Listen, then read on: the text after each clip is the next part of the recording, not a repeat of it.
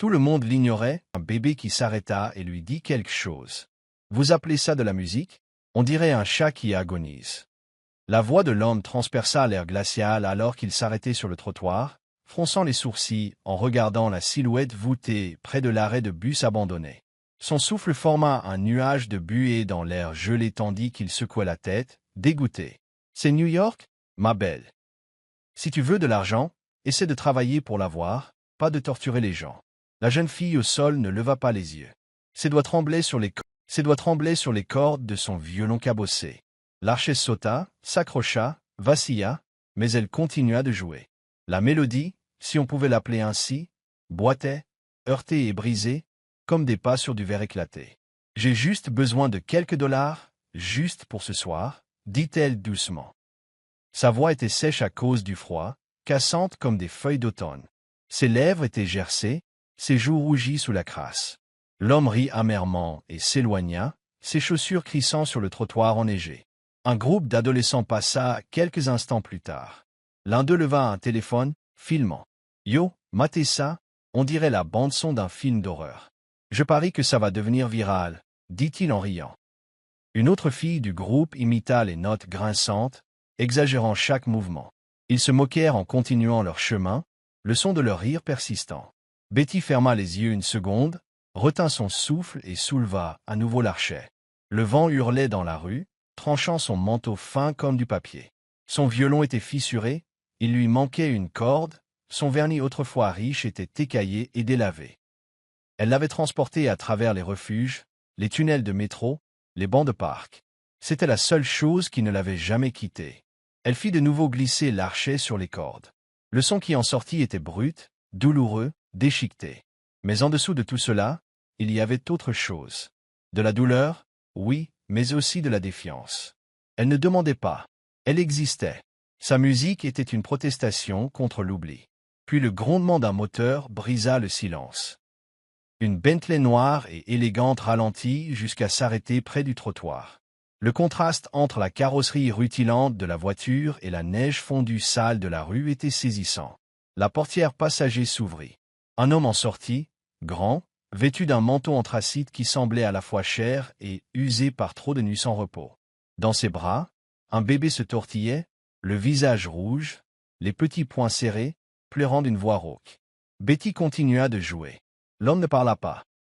Il resta immobile, observant simplement. Et lentement, incroyablement, l'enfant cessa de pleurer. La musique n'était pas belle au sens traditionnel du terme.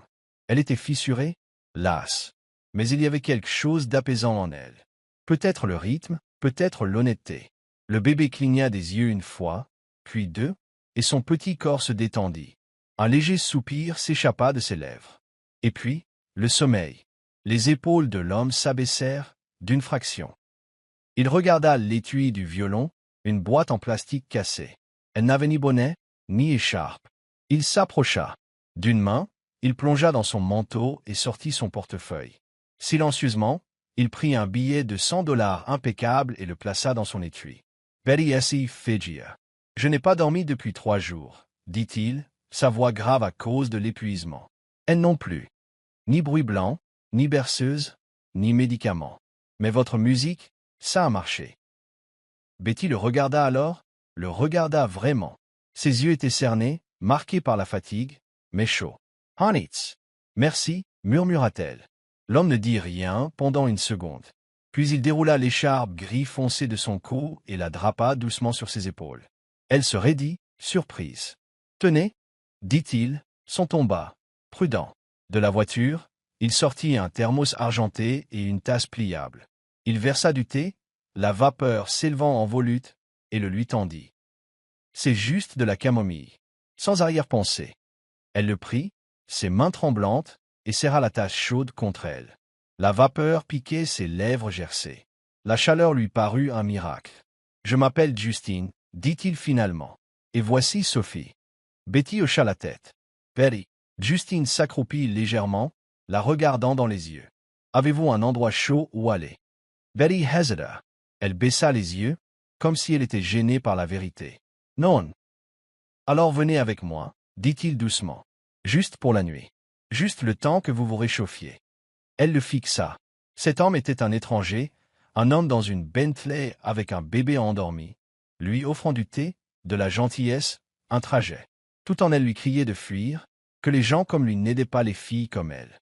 Mais Sophie remua, fit un petit bruit de bébé dans son sommeil, et Betty la regarda. Puis elle regarda de nouveau Justine. Ses yeux n'avaient pas changé, toujours calmes, toujours bienveillants. D'accord, murmura-t-elle. Elle se leva lentement, serrant son violon, l'écharpe toujours drapée sur ses épaules. Justin ouvrit la portière. Elle entra, prudente, comme quelqu'un qui entre dans une église pour la première fois.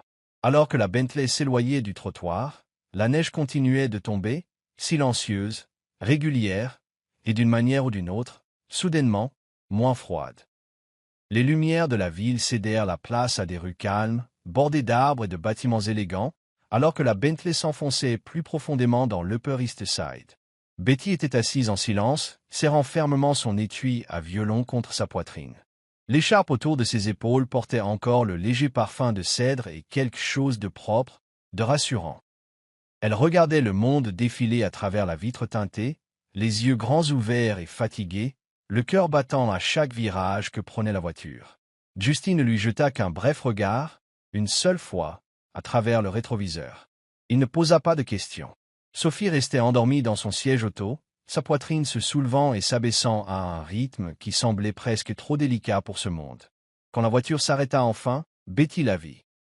Une grande et majestueuse maison derrière un portail, en fer forgé noir. Elle n'était pas ostentatoire, ne dégoulinait ni d'or ni de verre, mais elle était grande, manifestement chère, et brillait doucement de l'intérieur. Une lumière chaude se déversait par les fenêtres comme une invitation silencieuse. Justine sortit, souleva doucement Sophie de son siège, puis ouvrit la portière pour Betty. Elle hésita. Ses bottes, mouillées et déchirées, planaient juste au-dessus de la pierre propre de l'allée. « Vous êtes en sécurité ici » dit Justine à voix basse. Betty hocha la tête, plus pour elle-même que pour lui, et sortit. La porte s'ouvrit avant même qu'il ne l'atteigne. Une femme d'une soixantaine d'années se tenait à l'entrée, ses cheveux gris coiffés en un chignon soigné, son tablier impeccable. Son visage était bienveillant, ses yeux brillants. « M. Caldwell » dit-elle avec un sourire, « et voici notre invité. »« Voici Betty » dit Justine. La femme se tourna vers elle. « Je suis Clara. J'ai préparé la chambre d'amis. »« Entrez, ma chère, il gèle deors. » Betty entra. La maison sentait la vanille et quelque chose de floral. De la lavande, peut-être.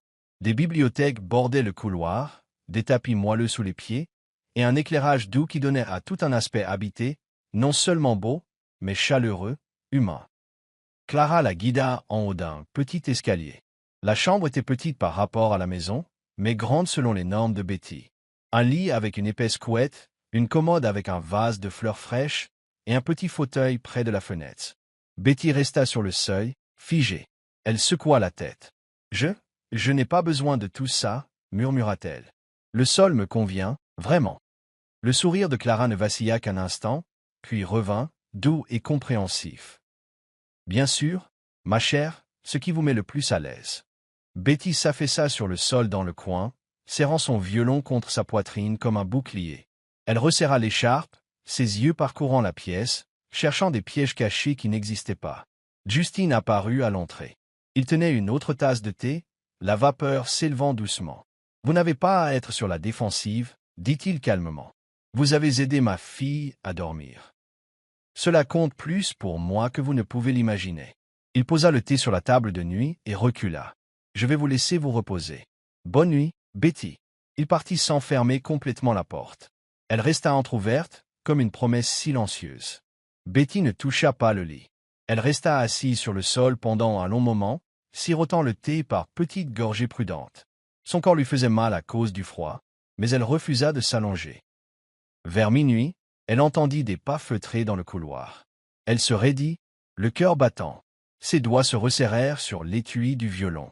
La porte grinça doucement en s'ouvrant. « Je vous apporte juste une couverture supplémentaire » chuchota Clara, la posant au pied du lit. « Vous pourriez avoir froid. » Betty ne dit rien. Clara hocha la tête une fois et partit, la porte se refermant avec un clic discret. Betty fixa la couverture pendant un long moment. Puis, lentement, Elle tendit la main et la tira sur elle. Elle s'adossa au mur, se recroquevilla et ferma les yeux. Elle avait dormi sur des trottoirs, dans des gares, derrière des bennes à ordures. Mais ici, sur ce sol, avec une couverture qui sentait le soleil, elle ne frissonna pas. Pour la première fois depuis des années, Betty dormit sans peur. La maison était silencieuse aux premières heures du matin, à l'exception des faibles pleurs occasionnels de Sophie, qui résonnaient dans le couloir. Betty, bien qu'encore incertaine de sa place ici, avait commencé à se réveiller avant tout le monde. Enveloppée dans l'écharpe bleu marine que Justine lui avait donnée, elle descendait sur la pointe des pieds, son étui à violon à la main, et s'asseyait dans le coin ensoleillé du salon, près des grandes baies vitrées. C'était devenu un rythme. Le troisième matin, Sophie s'agita comme d'habitude vers 6h15, et Clara, toujours aussi gracieuse, l'amena dans la pièce où Betty attendait. Le bébé se calmait instantanément à sa vue, et au doux son qui suivait. Chaque soir aussi, Betty jouait près du berceau de Sophie. Ses notes étaient douces, hésitantes au début, mais devenaient plus stables au fil des jours. La musique n'était plus une survie âpre. C'était une berceuse, filée par les mêmes mains qui avaient autrefois tremblé dans la neige. Une nuit, alors que ces dernières notes s'attardaient dans l'air, Betty passa devant le bureau de Justine et l'aperçut à travers la porte entr'ouverte. Il était assis dans un profond fauteuil en cuir, sa grande silhouette affaissée. Dans ses mains, il tenait un cadre photo, usé sur les bords. La femme sur la photo, Anna, souriait brillamment dans un jardin d'été, ses bras berçant un nouveau-né, Sophie. Betty se figea. La tête de Justine était inclinée, son pouce caressant le verre en cercle lent et douloureux. Ses yeux étaient rouges, mais il ne faisait aucun bruit. Il n'y avait pas de sanglots. Juste le silence. Un silence lourde. Betty se détourna doucement. Elle retourna dans la chambre d'amis et s'assit sur le bord du lit. Pour la première fois depuis son arrivée, elle posa délicatement le violon sur la couette au lieu de le serrer contre elle pour dormir. Quelque chose avait changé.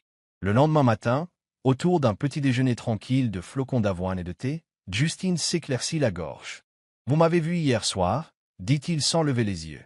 Betty hésita, sa cuillère suspendue en l'air. « Je ne voulais pas. Je passais juste devant. » Il hocha lentement la tête, puis croisa son regard. Anna est décédée 3 jours après la naissance de Sophie. Des complications. Elle a tenu Sophie une fois, puis elle est partie. Betty baissa le regard, ne sachant que dire. « Je ne sais pas comment faire, » continua-t-il, « être père, être seul. Certains jours, j'ai l'impression de suivre des mouvements que je ne comprends pas. Mais quand Sophie entend votre musique, il expira, elle dort. Et je respire. » Betty le regarda, les yeux s'adoucissant. « Je n'ai jamais vu quelqu'un faire son deuil si silencieusement, » dit-elle.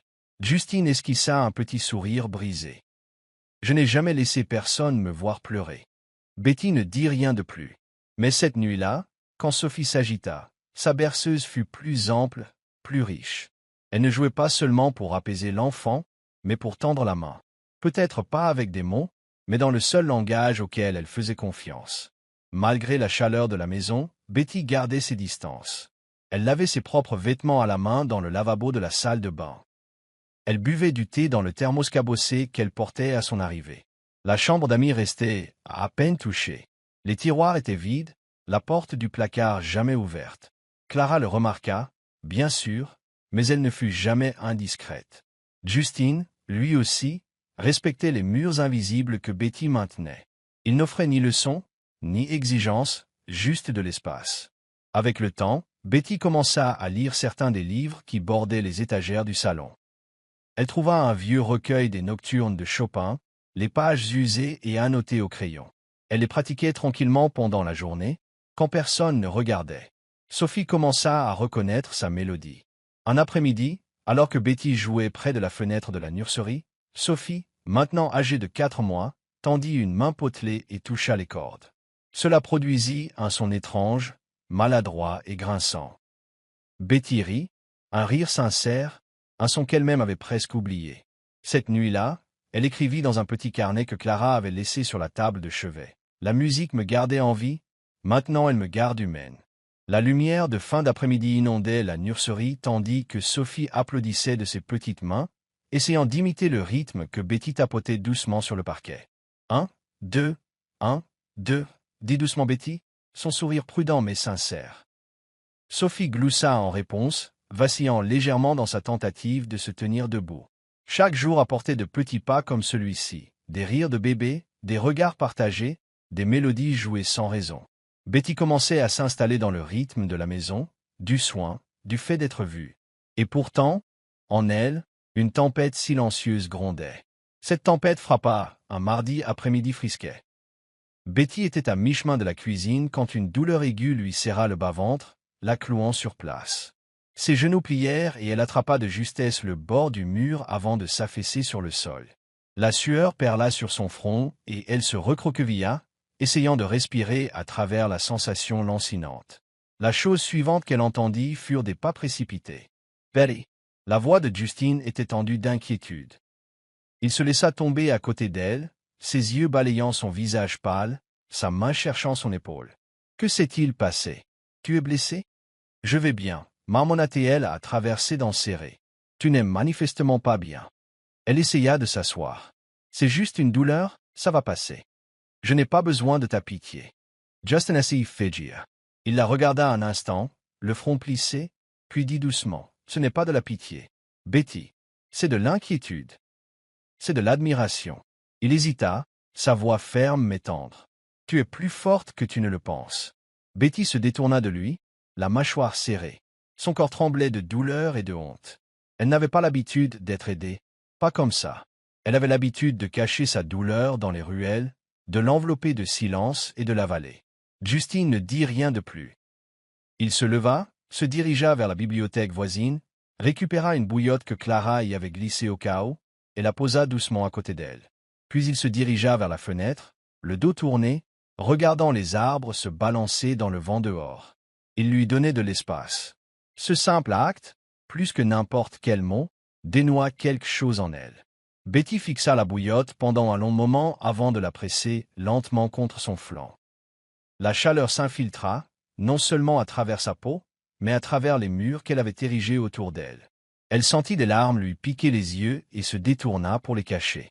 Elle s'endormit sur le canapé plus tard dans la soirée, le violon à côté d'elle, intact. Au crépuscule, elle se réveilla aux faibles pleurs de Sophie. Betty se leva, plus lentement que d'habitude, mais se dirigea vers la nurserie. Le bébé tendit instinctivement les bras, son visage s'illuminant à la vue de Betty. Ce petit geste, pur, sans attente, apaisa la douleur à l'intérieur. Cette nuit-là, Betty s'assit près du berceau et joua. Les notes étaient plus basses, plus lentes, empreintes de douleur, mais aussi de résolution. Elle ne jouait pas pour la survie. Elle ne jouait pas pour quelqu'un d'autre. Elle jouait pour la fille qu'elle était autrefois, celle qui, il y a longtemps, était assise dans un appartement exigu pendant que sa mère fredonnait au-dessus d'une casserole d'eau bouillante et disait « Laisse la musique chasser la faim ». Les doigts de Betty bougeaient avec mémoire et désir. Dans le couloir, Justine s'appuyait silencieusement contre le cadre de la porte. Il écoutait les yeux fermés, les bras croisés, n'osant pas parler. Il savait que cette musique ne lui était pas destinée, mais il savait aussi qu'elle signifiait qu'elle guérissait, petit à petit, note par note.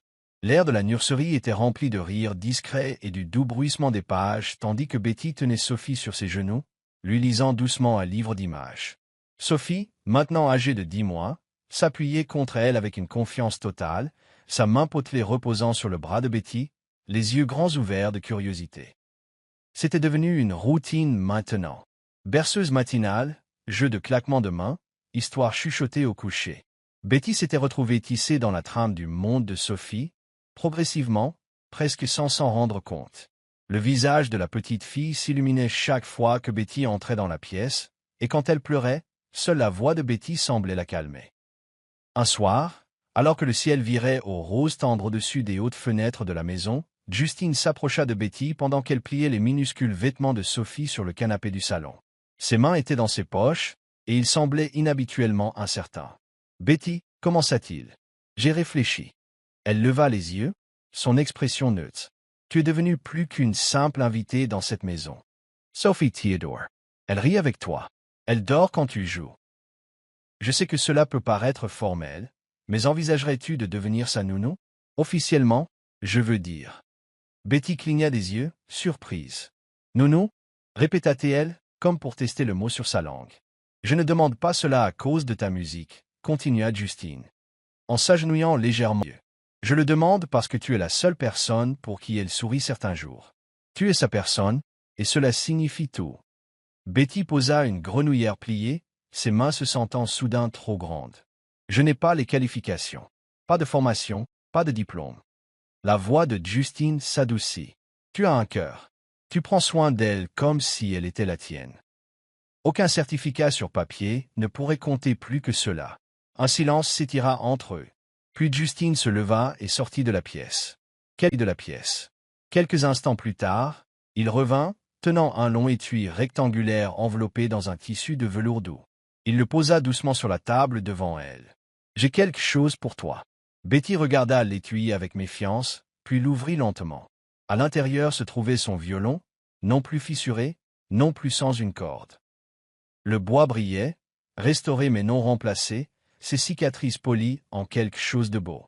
La courbe familière du manche, le grain subtil du corps, c'était le sien, mais entier. « J'ai trouvé quelqu'un pour le réparer, » dit Justine, quelqu'un qui a compris que tout ce qui est cassé n'a pas besoin d'être remplacé. Certaines choses méritent une seconde chance. Le souffle de Betty se coupa. Ses doigts planèrent au-dessus de l'instrument, tremblant. « J'ai pensé, » ajouta doucement Justine, « que peut-être tu méritais aussi cette chance. » Les mots la touchèrent plus profondément qu'il ne l'avait probablement voulu. Betty se leva brusquement, et saillante se stabilisèrent. Ses yeux s'emplirent de larmes, et elle se détourna, les essuyant du revers de sa manche. « Pourquoi fais-tu ça » chuchota-t-elle. « Tu ne me dois rien. »« Non, » répondit-il, « mais je suis reconnaissant. Pour toi, pour ce que tu as apporté dans cette maison, et pour ce que tu as ramené en moi. » Betty regarda à nouveau le violon. Cette nuit-là, après que Sophie se fut endormie dans le silence du crépuscule, Betty s'assit seule dans la salle de musique. Le violon reposait sur ses genoux comme un ami de confiance revenu d'un long voyage. Elle le berça doucement, passa ses doigts le long des cordes, puis leva l'archet. Elle joua, non pas pour chasser la faim, non pas pour noyer le froid, mais pour la joie. La musique était différente cette fois, plus légère, plus libre. Elle s'enroulait dans l'air chaud comme un chant d'oiseau après une tempête. C'était un chant de possibilités, d'espoir prudent, de racines commençant à chercher un sol solide. Et dans le couloir, une fois de plus, Justine s'arrêta et écouta, sans un mot, sans bouger. Il savait maintenant qu'il ne fallait pas interrompre ce moment, car il lui appartenait. La lumière du soleil matinal filtrait à travers les fenêtres, projetant des rectangles dorés sur le sol en marbre. Betty était dans la cuisine, donnant de la purée de banane à Sophie, quand Clara entra avec un journal plié serré dans sa main. « Betty, dit-elle doucement, je pense que tu devrais voir ça. » Betty s'essuya les mains sur un torchon et prit le journal. Son cœur commença à battre la chamade alors que ses yeux se posèrent sur le titre, en première page de la section Art de vivre. Le millionnaire et la violoniste. Un secret ou un projet caritatif. L'article était écrit par James Lawton, un ami de longue date de Justine et un chroniqueur connu pour jeter de l'huile sur le feu. L'article détaillait comment une mystérieuse violoniste sans-abri avait été accueillie dans le domaine des Caldwell, insinuant une relation née de la solitude de Justine et d'une charité mal placée, plutôt que d'amour ou de sincérité. Il mentionnait qu'elle jouait dans les rues, comment elle avait emménagé sans référence, et spéculait sur l'instabilité émotionnelle d'un père veuf prenant des décisions imprudentes. Le visage de Betty perdit toute couleur. Elle resta figée au milieu de la pièce, le journal tremblant dans sa main. Plus tard dans la journée, quand Justine revint d'une réunion, elle l'attendait près de la porte, l'article chiffonné dans son poing. « Tu as vu ça » demanda-t-elle à voix basse. « Oui » répondit Justine, la voix égale. « Je ne peux pas rester ici » dit-elle, « pas quand les gens pensent que quand ils pensent que tu m'as recueilli comme une œuvre de charité. Et si Sophie grandit et lit ça, et si ça la blesse ?» Justine s'avança, sa voix douce mais ferme. « Les gens auront toujours quelque chose à dire, mais ils ne vivent pas ici. Ils ne connaissent pas Sophie, ni toi, ni nous. » Betty secoua la tête. « C'est ton monde, Justine. Je n'y appartiens pas, et je refuse d'être la raison pour laquelle ton nom est traîné dans la boue. Je ne m'inquiète pas pour mon nom, dit-il, je m'inquiète pour Sophie, pour ce que cela signifiera pour elle si la femme qu'elle aime disparaît. » Son souffle se coupa, mais elle resta silencieuse. « Et je m'inquiète, ajouta-t-il, plus doucement maintenant, de perdre la partie de cette maison que seul toi peux combler. » Elle le regarda, les yeux brûlants. Il ne s'agit pas de pitié, Betty, ni de charité. Tu es de la famille. Tu as ta place ici. Pas à cause de ce que tu fais pour Sophie, mais à cause de qui tu es. Pourtant, elle ne pouvait ignorer le tourbillon en elle. La honte, le doute, de vieilles blessures rouvertes par des mots cruels imprimés en noir et blanc. Cette nuit-là, elle fit un petit sac et déplaça ses affaires dans une chambre d'amis plus loin dans le couloir. Juste le temps que ça se calme, dit-elle à Clara, qui hocha seulement la tête, les yeux bienveillants, mais tristes. Dans les jours qui suivirent, Betty garda ses distances avec Justine. Elle resta dévouée à Sophie, jouant avec elle, la nourrissant, fredonnant des berceuses chaque soir. Mais elle évitait les dîners tranquilles et les longues promenades qu'ils partageaient autrefois. La chaleur qui avait commencé à grandir entre eux attendait maintenant dans un coin, non dite et non résolue. Un soir, alors que les lumières de la ville clignotaient à travers la fenêtre de la nurserie, Betty tenait Sophie dans ses bras et la berçait doucement. Le violon reposait à côté d'elle sur la chaise. Elle le souleva lentement, passa ses doigts sur les cordes et commença à jouer. La mélodie était douce, presque hésitante, mais ses notes s'enroulaient autour de la petite fille comme une couverture. Sophie s'agita une fois, puis s'immobilisa, sa petite main se crispant sur la chemise de Betty. Des larmes montèrent aux yeux de Betty pendant qu'elle jouait. Elle joua à travers la douleur dans sa poitrine, à travers la tempête de honte et de peur, à travers le souvenir des mots de Justine, tuée de la famille. La musique trembla, puis se stabilisa, car elle réalisa à cet instant qu'aucun titre de journal ne pouvait définir son lien avec Sophie. Aucune rumeur ne pouvait défaire ce qui avait été construit dans des moments calmes de soins, de rires, de chansons. Et alors que son archet ralentissait et que la dernière note s'estompait, Betty se pencha et embrassa le front de Sophie. « Je suis toujours là, » murmura-t-elle, « et je ne pars pas. » La nuit était exceptionnellement calme. Une tempête de neige avait balayé New York, coupant l'électricité dans plusieurs quartiers. La résidence des Caldwell, nichée dans l'Upper East Side, était enveloppée d'un silence doux, rompu seulement par le crépitement occasionnel du bois de chauffage. Betty était assise sur un tapis épais devant la cheminée, ses bras entourant doucement la petite Sophie, maintenant une jeune enfant brillante et curieuse. La lueur des flammes dansait sur leur visage, projetant de longues ombres sur les murs. Justine, ayant allumé toutes les bougies qu'il pouvait trouver dans la maison, s'installa dans un fauteuil voisin, une couverture drapée sur ses genoux. « Il fut un temps, commença-t-il, la voix basse, où je détestais l'obscurité. » Betty leva les yeux, surprise par cette soudaine confession. « Pourquoi ?» Il remua lentement le feu. « Parce que ça me rappelait le foyer d'accueil. Après le départ de ma mère, j'y ai passé la plus grande partie de mon enfance. Nous avions une seule ampoule dans le couloir, qui fonctionnait à peine. La nuit, j'avais l'impression que le monde nous avait oubliés. » Betty resta silencieuse, écoutant. La voix de Justine trembla légèrement, mais il continua. « Je comptais les pas. Chaque grincement du plancher signifiait que quelqu'un était proche. Chaque silence signifiait que tu étais encore seul. » Sophie s'agita, laissant échapper un petit bâillement avant de se blottir plus profondément dans les bras de Betty. « Elle a de la chance, » murmura Betty. « Elle ne connaîtra jamais ce genre de peur. »« C'est grâce à toi, » répondit doucement Justine. « Tu as ramené la lumière dans cette maison, Betty. Pas seulement pour Sophie, pour moi aussi. » Le cœur de Betty rata un battement. Elle le regarda. Il n'y avait aucune supplique dans son expression, aucune attente, juste une sincérité tranquille. « Ma mère me jouait de la musique, » dit-elle, sa voix à peine plus forte que le murmure du feu. Nous n'avions rien, pas de chauffage, pas de repas réguliers, mais elle m'a appris le violon, en disant que si mon estomac était vide, je pouvais toujours nourrir mon âme. Justine hocha lentement la tête, son regard fixé sur le feu. C'est beau, douloureux, mais beau. Ils restèrent assis en silence, le genre de silence qui n'a pas besoin de mots. Après un moment, Betty prit son violon. Le bois poli brillait à la lueur du feu. Elle le cala sous son menton et commença à jouer.